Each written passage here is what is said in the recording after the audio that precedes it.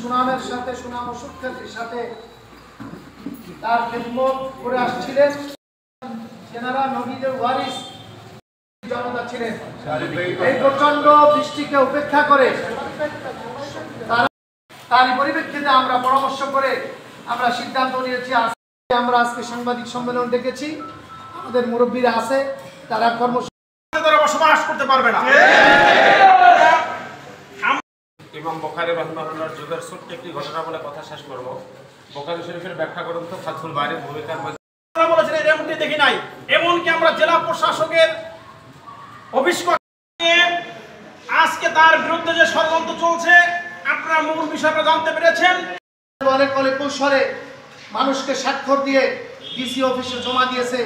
এই কর্মসূচি ঘোষণা করবেন, তাকে ক্ষমা চাইতে হবে। ক্ষমা জিয়াসির সাহেব মদিনায় আছেন, সেখান থেকে পাঠান।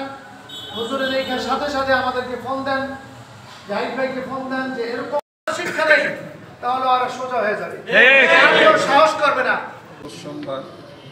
সংবাদ সম্মেলনের মাধ্যমে জনৈক ব্যক্তি জেলা সদর জামে মসজিদের সম্মানিত ইমাম সম্পর্কে কুরুচিপূর্ণ বক্তব্য দেওয়ার প্রতিবাদে আজকে আপনাদের সামনে আমাদের এই বসা, আজকে এই সাংবাদিক সম্মেলন জানার জন্য ইমাম সাহেবকে জেলা প্রশাসক দায়িত্ব দেন। দায়িত্ব রক্ষার্থের জন্য ইমাম সাহেবের বিরুদ্ধে মিথ্যা অপবাদ এবং রটিয়ে বেড়াচ্ছে তারা।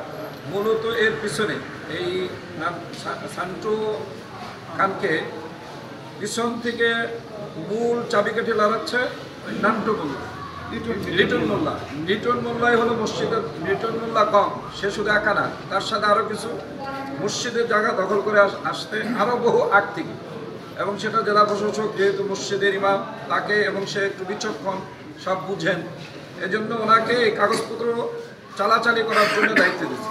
এর মূল কারণ হলো এই জমি, এই মসজিদের জমি উদ্ধার করতে গিয়েই ইমামের পিছনে লেগে আছে, আর এই পাগল এর পিছনে খাবাই দিছে। সুতরাং এই পাগল নিজে যদি পাগল বলতো তাহলে, বা তাকে যদি অন্যরা পাগল বলতো তাহলে আমরা এখানে শোভনীয় হইতো। যেহেতু আমরা আমাদের বুঝ মোতাবেক পাগল বলেছি, এজন্য আমরা তার ওই কুরুচিপূর্ণ বক্তব্যের তীব্র নিন্দা প্রতিবাদ জানাই করে দিবে।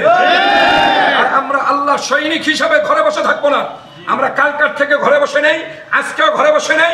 এই বেয়াদবের কঠিন বিচার হবে, ভূমিদস্যুরা জায়গা ফেরত দিবে। ডিসি সাহেব এই ব্যাপারে পদক্ষেপ গ্রহণ করবেন, না হয় আমরা কঠিন থেকে কঠিন কর্মসূচি দেব। এ থেকে আমাদেরকে কেউ ফিরাতে পারবে না। সাংবাদিক সম্মেলনের মাধ্যমে আমরা যেভাবে কথা বলতে হয়, আমরা তার থেকে একটু শক্ত ভাষা বলতেছি, এর জন্যে যে এটা আমাদের শুধু সাংবাদিক সম্মেলন না, এটা আমাদের একটা প্রতিবাদ সমাবেশ।